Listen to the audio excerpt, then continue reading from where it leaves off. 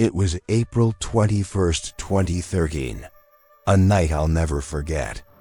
I was called to interrogate an unidentified man found in a small Minnesota town. The flight from Chicago was quiet, and the air felt wrong.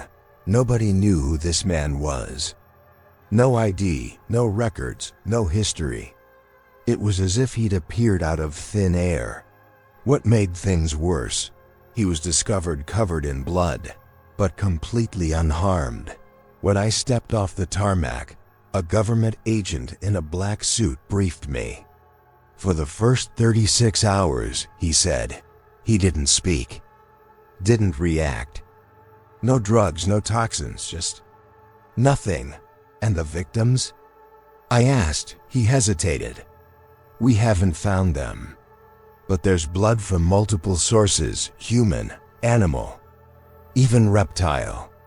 The deeper we went, the heavier the air became. We stopped in front of a gray concrete facility hidden deep in the woods.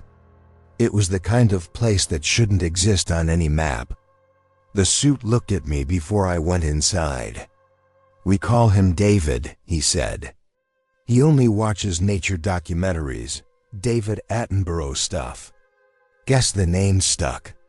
Inside, I was stripped of my phone, my ID, my pen, everything. When they finally opened the interrogation room door, I saw him. David, early 20s. Athletic, clean, calm, too calm. He looked at me with eyes that didn't belong to a human. Have a seat, I said. He shook his head. I did not want it, then. May I sit? Yes, he replied. His tone was robotic, emotionless, but not insane. He looked around the room and said quietly, "There are 20 fingers here." I froze. Why do you say that?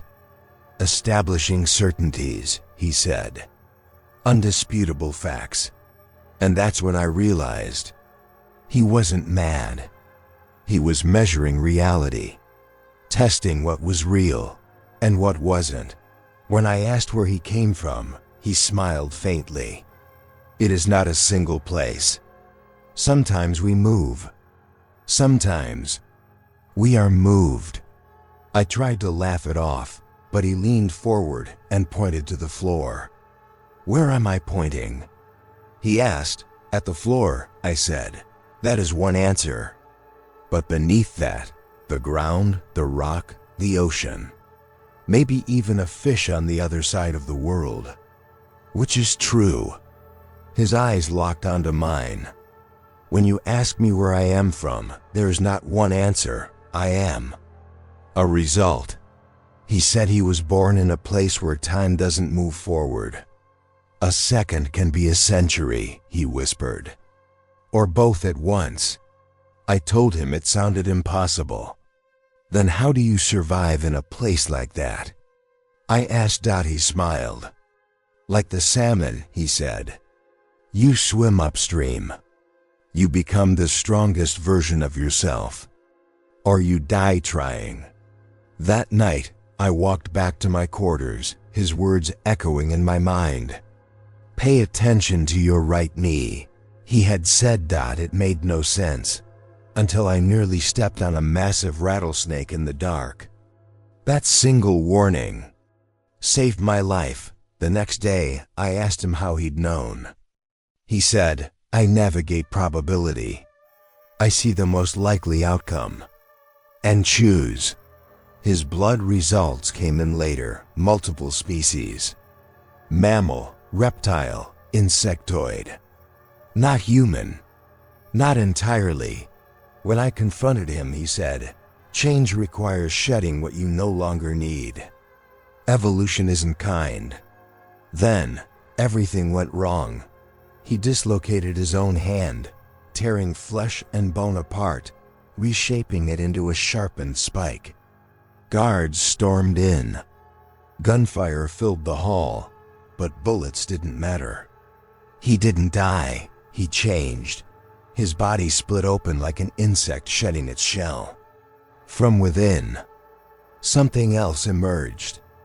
A creature, Tall, jagged, human-shaped but wrong. And then it spoke, in his voice, but smoother, feminine. "Another salmon swims upstream," she whispered. She looked at me and smiled. "And don't forget your umbrella." Then she walked away, out into the rain. The alarm stopped. The lights flickered.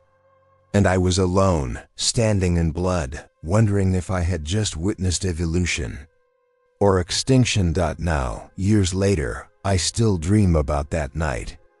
About David, or whatever he was. Maybe he wasn't a man at all. Maybe he was what we become, given enough time. Maybe we're all just salmon, swimming against a current we don't understand.